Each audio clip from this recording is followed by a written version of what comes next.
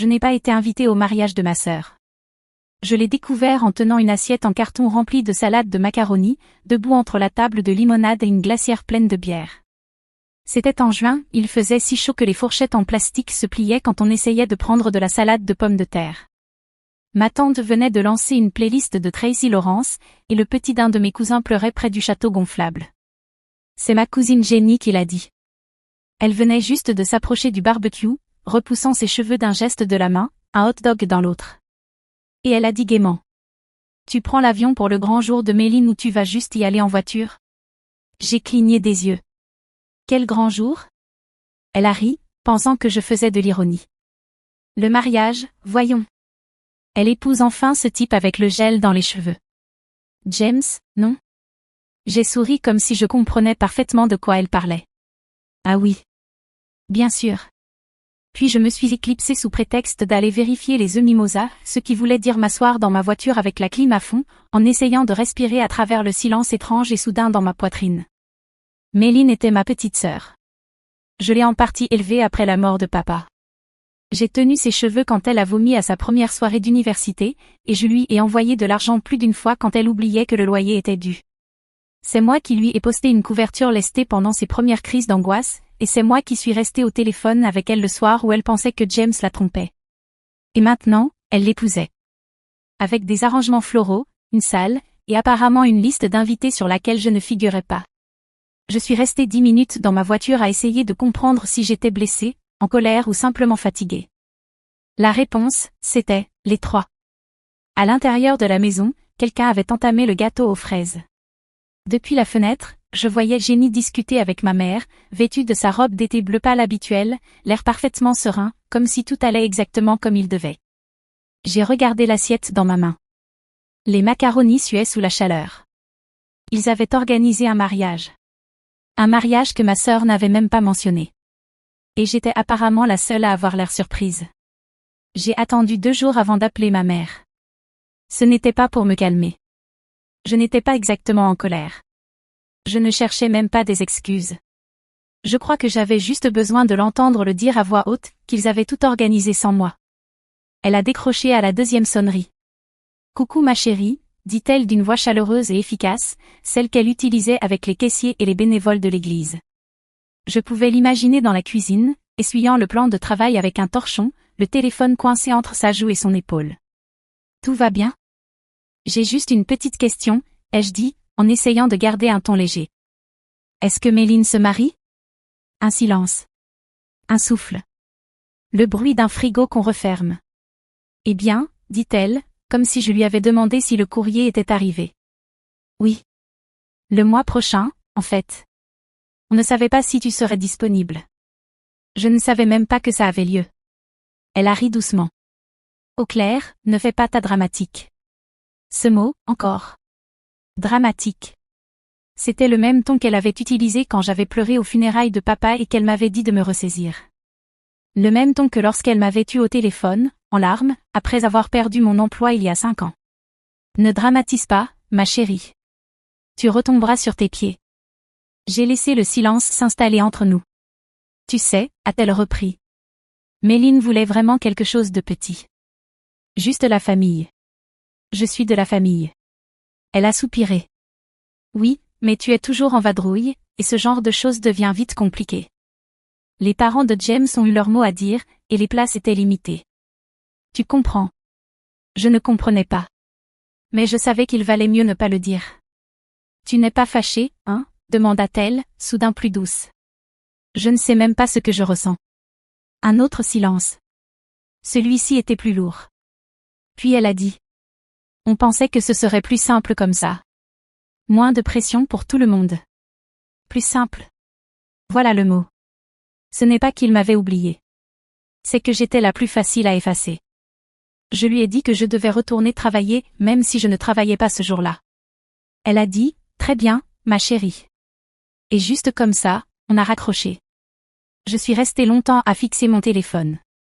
Puis j'ai ouvert mon agenda, j'ai fait défiler jusqu'au mois suivant, et j'ai regardé le week-end du mariage. Rien de prévu. Pas d'invitation. Pas de place à table. Je n'ai pas claqué de porte. Je n'ai rien posté en ligne. Je n'ai pas appelé Méline pour lui demander des comptes, ni rédigé un long message triste auquel personne n'aurait répondu. À la place, j'ai acheté un billet pour l'Islande. Je n'en ai parlé à personne. Ni à mes collègues. Ni à mon voisin, qui récupérait habituellement mon courrier quand j'étais absente. Pas même à mon amie Julia, qui m'avait soutenue à travers 2 ruptures et un licenciement, et connaissait ma commande de café mieux que le barista. J'ai simplement cessé de répondre aux messages. Ce vendredi-là, j'ai soumis une demande de congé au service RH, fait une petite valise, et laissé un simple post-it sur mon frigo. Parti. Ne m'attendez pas. Le vol de Boston à Reykjavik fut silencieux. Je n'ai pas regardé de film. Je n'ai pas lu. J'ai fixé la carte de vol sur l'écran minuscule du dossier devant moi, une ligne blanche lumineuse arc-boutée au-dessus du Groenland comme une cicatrice. Au lever du soleil, je me tenais dans une cabane de location creusée à flanc de collines volcaniques, à moitié recouverte de mousse et de silence. Le lac à l'extérieur semblait gelé, même s'il ne l'était pas. Les fenêtres s'embuaient le matin. La douche sentait légèrement le soufre. J'ai adoré immédiatement. Pendant 24 heures, je n'ai pas regardé mon téléphone. Le 2e jour, j'ai marché jusqu'au bord du lagon. Il y avait un banc en bois, à moitié enfoui sous la neige, et je me suis assise là jusqu'à ne plus sentir mes mains. J'ai pris une photo. Elle n'était pas parfaite. Je ne souriais pas. Juste une silhouette en manteau de laine, assise près de l'eau calme sous un ciel blanc. Pas de légende. Pas de tag. Juste l'image. Je l'ai postée en story sur Instagram. 10 minutes plus tard, la liste des spectateurs s'est affichée. Méline. Ma cousine Jenny. Ma mère. Personne n'a rien dit. Je ne m'y attendais pas. Ce n'était pas le but. Le but, c'était qu'il me voie. Pas à la fête prénuptiale. Pas au dîner de répétition. Pas au brunch de préparation du mariage dont je n'avais même pas entendu parler. Mais ici, dans un pays de glace, de vapeur et de silence. J'étais devenue, brièvement, visible. Je n'ai rien posté le lendemain. J'ai simplement vécu. J'ai bu du café amer dans une tasse en céramique et regardé le brouillard s'étendre sur le lac. J'ai écrit dans mon journal. Rien de poétique, juste des listes de choses que je n'avais pas à faire ici. Pas de bavardage. Pas besoin de faire semblant d'aller bien. Pas de réponse à envoyer. Pas de liste de mariage. Juste moi, et le bruit de la glace qui se déplace dans le vent. Je savais que le mariage avait lieu ce week-end-là, même si personne ne m'avait dit la date à voix haute. Je l'ai deviné comme on devine la plupart des choses que votre famille préfère vous cacher. Par les réseaux sociaux. Par des commentaires entre les lignes. Ma cousine Trish avait posté un boomerang de coupe de champagne qui s'entrechoquait, avec la légende. L'amour est dans l'air. Et quelqu'un d'autre avait tagué un hôtel boutique à 2 heures d'Albanie. C'était suffisant. Le samedi matin en Islande était argenté et paisible. Je me suis assise près de la fenêtre, une couverture sur les genoux, et j'ai regardé la lumière ramper lentement sur le lac. Il n'y avait pas de cloche d'église ici. Pas de playlist de mariage. Pas de demoiselles d'honneur riant derrière des portes closes. Juste la neige. La vapeur. L'immobilité. J'ai fait de la bouillie d'avoine. Je n'ai pas consulté mon téléphone. En fin d'après-midi, le mariage avait probablement commencé. Peut-être que Méline marchait dans l'allée, dans une robe en dentelle sans manches. Notre mère pleurait au bon moment. J'ai imaginé un éclairage doux. Des fleurs pastel. Une joie filtrée. Et quelque part dans les photos, il y aurait une chaise vide. Pas de manière évidente. Ils auraient rempli la place ou réorganisé la rangée. Mais je savais où j'étais censée être et je n'y étais pas. Ce soir-là, j'ai posté une nouvelle image. C'était juste ma main, tenant une tasse en céramique devant le décor du lac gelé. Le ciel était lavande. Mon vernis écaillé sur un doigt. Rien de glamour. Rien de posé. Pas de légende. Encore une fois, la liste des spectateurs s'est affichée en quelques minutes. Méline. Notre mère. 2 de ses amis à qui je n'avais pas parlé depuis des années. Toujours aucun message. Toujours aucun mot. Mais cette fois, je l'ai senti. Le silence avait changé. Ce n'était plus une absence. C'était une présence retenue. Je les ai imaginés, scrollant leur téléphone entre 2 danses ou entre le dessert et le discours, voyant ma publication dans un moment de pause et se demandant si cela voulait dire quelque chose. Ça en voulait. Ça voulait dire que je savais. Ça voulait dire que je regardais, pas par jalousie ni par malveillance, mais parce qu'un jour, j'avais compté ici. Et que ce n'était plus le cas. Pas assez pour être invité, mais assez pour hanter la bordure du cadre. Je n'ai plus rien posté pendant 2 jours. Qu'ils remarquent le silence. Qu'ils y projettent l'histoire dont ils avaient besoin. Je n'avais rien à ajouter. 3 jours après le mariage, je me suis réveillée au son de mon téléphone vibrant sur la table de chevet. Il était à peine 6 heures du matin, et dehors, le ciel était d'un gris pâle, ce genre de couleur qui vous fait oublier que le soleil a jamais existé. Le téléphone n'arrêtait pas de vibrer. Des messages. Des appels manqués. Encore des messages. Au début, j'ai cru que quelqu'un était mort, mais les noms qui s'affichaient racontaient une autre histoire. Lindsay. Tante Carole. Ma mère. Puis la colocataire de fac de Méline. Et enfin Julia, la seule qui m'ait jamais vraiment dit la vérité. Son message était bref. Pas de salut, pas de détour. Tu dois voir ça. Elle avait joint un lien. Un TikTok. Aucune explication, juste une miniature qui montrait ce qui ressemblait à une salle de réception, avec quelque chose de flou projeté dans les airs. J'ai hésité. Je n'étais pas sûre de vouloir l'ouvrir. Pas sûre de vouloir savoir. Mais j'ai cliqué. La vidéo commençait en plein chaos, des cris, des exclamations, de l'agitation. Une demoiselle d'honneur hurlait. Pas de joie, mais de rage, sa voix brisée alors qu'elle lançait un bouquet à travers la pièce. Pas un geste de cérémonie, mais de colère pure. Les gens se levaient, se retournaient, reculaient. Quelqu'un a renversé un centre de table. Du verre s'est brisé quelque part, hors champ. Puis la caméra a trouvé Méline. Elle pleurait. Pas de petites larmes élégantes, mais des sanglots, le visage rouge, le mascara coulant. Elle criait quelque chose, mais le son était déformé. La voix qui a suivi était plus claire. Tu étais ma meilleure amie, m'a dit. Ma demoiselle d'honneur. Et tu couchais avec lui depuis le début. La voix appartenait à Rachel, sa meilleure amie depuis la première année de fac. La même qui avait aidé à organiser l'enterrement de vie de jeune fille. La même qui, apparemment, avait prévu d'épouser James elle-même. Mon estomac s'est noué.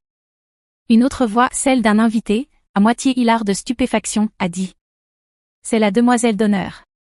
La caméra a légèrement pivoté pour montrer James figé entre elles, les mains levées comme un homme tentant d'apaiser 2 bêtes sauvages. Il a dit quelque chose que personne n'a compris. Peu importait. La foule avait déjà commencé à se disperser, les invités chuchotaient, prenaient leurs manteaux, rassemblaient leurs sacs. Une femme est sortie avec sa serviette encore à la main. La vidéo se terminait sur Méline s'effondrant au sol. Je l'ai regardée 2 fois. Puis j'ai retourné mon téléphone et j'ai fixé le plafond de ma cabane. Les poutres en bois craquaient dans le froid. Dehors, un oiseau a poussé un cri que je ne savais pas nommer. Le téléphone a recommencé à vibrer. Des messages vocaux. Des appels manqués. De nouveaux textos s'empilaient sur les anciens. Personne n'a prononcé les mots. Mais ce n'était pas nécessaire. S'il te plaît, rappelle-moi. Ta sœur est en miettes. On a besoin de toi à la maison. Claire, s'il te plaît. Vers midi, j'avais un message vocal de ma mère, sa voix flottait comme un vieux signal radio venu d'une autre vie. Elle disait que Méline ne mangeait plus. Que la famille avait honte. Que les gens parlaient. Elle n'a pas dit que j'avais eu raison. Elle ne s'est pas excusée. Elle ne m'a pas demandé comment j'allais. Elle a simplement dit. On ne sait pas quoi faire sans toi. Je me suis assise près de la fenêtre, les pieds nus posés sur le sol froid, regardant le lac frissonner sous le vent. Mon téléphone a encore vibré. Cette fois, c'était Rachel. Pas un appel, juste un message. Je suis désolée que tu n'aies pas été là. Tu m'aurais probablement empêché. Elle se trompait. Je ne l'aurais pas arrêtée. J'aurais laissé la vérité entrer, comme je l'avais fait. En début d'après-midi, mon téléphone ne sonnait plus, il suppliait. Les messages vocaux n'étaient plus secs ou agacés. Ils étaient plus doux, maintenant. Ma mère en avait laissé 6 en moins de 3 heures. Chacun un peu plus inquiet que le précédent. Dans le 3e, elle pleurait ou essayait. Sa voix se brisait à des endroits où elle ne s'était jamais brisée avant. Claire, a-t-elle murmuré. Ta sœur est dévastée. Je ne crois pas qu'elle ait quitté sa chambre depuis samedi. On ne sait plus quoi lui dire. On a besoin de toi à la maison. Tu as toujours été celle sur qui on pouvait compter. Celle qui tient tout ensemble. encore cette phrase. Celle qui est forte. Celle qui sait porter les autres. Celle qui ne demande jamais à être portée. Je n'ai pas répondu. À la place, j'ai fait bouillir de l'eau pour le thé et je suis sortie, laissant la vapeur réchauffer mon visage pendant que le vent s'infiltrait dans mes manches. Le ciel au-dessus de moi était infini, bas, silencieux. J'ai pris une photo de l'horizon, une lumière rose pâle posée sur le bord d'un glacier, et je l'ai postée sans un mot. 5 minutes plus tard, mon téléphone a vibré. Elle ne va pas bien. Elle ne fait que demander après toi.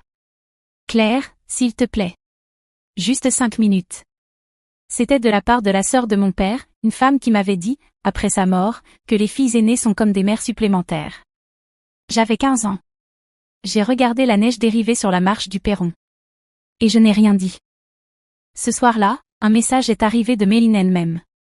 Pas un appel, juste un texto. Je sais que je t'ai blessé. Je ne pensais pas que ça te toucherait autant. Je croyais que tu ne voulais plus faire partie de tout ça. S'il te plaît. J'ai besoin de toi. Je ne sais pas vers qui d'autre me tourner. Je suis restée longtemps à fixer le message. Pas parce que je ne le croyais pas, mais parce que c'était la première chose vraie qu'elle me disait depuis des années. Mais ce n'était pas suffisant. Pas après toutes ces fois où elle avait accepté mon aide sans accepter ma présence. Pas après m'avoir laissé disparaître de la photo de famille sans même se demander si j'étais encore là. Ils ne me regrettaient pas. Ils regrettaient ce que je faisais pour eux. Et maintenant que tout s'écroulait, ils voulaient que l'échafaudage revienne. Mais je n'étais plus faite d'acier. J'étais devenue glacier, froide, immobile, inébranlable. Il était presque minuit quand le téléphone a de nouveau sonné. Cette fois, j'ai décroché. Pas par pardon. Pas parce que je m'étais adoucie. Juste parce que je ne voulais pas que le silence dise tout à ma place. Claire, a soufflé ma mère, comme si elle retenait sa voix depuis des heures. Je n'ai rien dit. Elle a attendu, puis a rempli le silence comme elle l'a toujours fait, avec des explications déguisées en attention. Elle ne va pas bien, a-t-elle dit doucement. Madeleine, elle mange à peine. Elle ne descend plus. Elle demande sans cesse si tu as répondu. J'ai entendu le tintement de quelque chose en céramique en arrière-plan. Sa cuisine, sûrement. Probablement la même tasse bleue qu'elle utilisait toujours quand elle voulait paraître plus douce. J'aimerais que tu sois ici, a-t-elle ajouté. J'ai regardé par la fenêtre de ma cabane. Dehors, le lac s'était figé comme du verre. Le ciel était bas et infini, un froid si intense que le son lui-même semblait réduit. Je l'ai été, ai-je dit enfin, pendant des années. Vous ne m'avez juste pas vu. Il y eut un silence. Pas défensif. Pas pressé. Juste, immobile. Je ne savais pas que tu ressentais ça, a-t-elle dit, sa voix plus mince maintenant. Tu ne l'as jamais dit. Personne n'a jamais demandé. Elle a expiré, pas tout à fait un soupir. Juste le son de quelqu'un qui comprend qu'il n'y a plus de scénario qui fonctionne. Je suis désolée, a-t-elle dit. Mais cela sonnait comme une question. Je n'ai pas répondu. Quelque part dans le silence, elle a compris. Parce que, pour une fois, elle n'a pas essayé de réparer. Pas d'excuses. Pas de réécriture douce de l'histoire. Juste le bruit de sa respiration, le carillon lointain d'une horloge en arrière-plan, le calme de deux personnes qui réalisent que quelque chose s'était terminé depuis longtemps. Et que ceci n'était que l'écho. Est-ce que tu rentres à la maison, a-t-elle demandé au bout d'un moment. J'ai regardé autour de la pièce, le plancher en bois, la couverture en laine sur la chaise, le bruit du vent contre les vitres. Tout était simple. Tout m'appartenait. Non, ai-je dit doucement. Je crois que je suis enfin chez moi. On ne s'est pas dit au revoir. On a juste laissé l'appel s'effacer. Je suis restée là un moment, à écouter le silence. Ça ne faisait plus mal. Ça ne me réconfortait pas non plus. C'était juste vrai. Le lendemain matin, je me suis levée tôt. La cabane était immobile, le genre de silence qui ne demande rien de vous. J'ai enfilé un gros pull et je suis sortie sur la terrasse arrière. Le lac en contrebas était lisse comme du verre, reflétant l'or pâle d'un soleil levant. Le ciel s'étendait vaste et vide, et pour une fois, ce vide ressemblait à la paix. J'ai fait du thé, griffonné quelques lignes dans mon journal, puis sorti le papier à lettres épais que j'avais emporté de chez moi sans jamais l'utiliser. J'ai écrit une seule lettre. Courte. Simple. Pas d'accusation. Pas de liste de ce qui avait été fait ou non. Juste ceci. J'espère que tu trouveras la paix. J'espère que tu diras la vérité. J'espère que la prochaine fois, l'invitation viendra avant les excuses. Claire. Je l'ai signé de mon nom complet, plié avec soin, adressé à la maison où j'ai grandi. Sans adresse de retour. Plus tard dans la journée, je suis allée en ville et je l'ai déposé dans une boîte postale rouge près d'une boulangerie qui sentait la cardamome et la cendre. L'homme derrière le comptoir m'a salué en passant, me reconnaissant de la veille. Il fait froid aujourd'hui, a-t-il dit. J'ai souri. Moins qu'hier. Sur le chemin du retour, je me suis arrêtée au bord du lagon. Un seul banc faisait face à l'eau. Je m'y suis assise un moment, sirotant un café dans un gobelet en carton, regardant la vapeur monter et disparaître. Mon téléphone était toujours dans ma poche intacte. De retour à la cabane, j'ai posté une dernière photo. Une chaise. En bois. Vide. Enveloppée de neige. Au-delà, le lac. Sans légende. Mais je savais qu'il la verrait. Pas parce qu'il me suivait. Mais parce que les gens finissent toujours par remarquer ce qui manque quand le silence dure trop longtemps. Ce soir-là, je n'ai pas vérifié mes messages. Je n'ai pas fait défiler l'écran. Je ne me suis pas demandé ce qu'il disait là-bas. À la place, j'ai préparé une soupe. Allumé une bougie. Tiré une couverture sur mes genoux et lu la même page d'un livre 3 fois. Pas parce que j'étais distraite. Mais parce que je n'étais pas pressée de quitter le silence. Il n'y avait aucune victoire là-dedans. Juste de la clarté. Aucune clôture. Juste de l'espace. Et pour la première fois depuis des années, je ne me sentais pas effacée. Je me sentais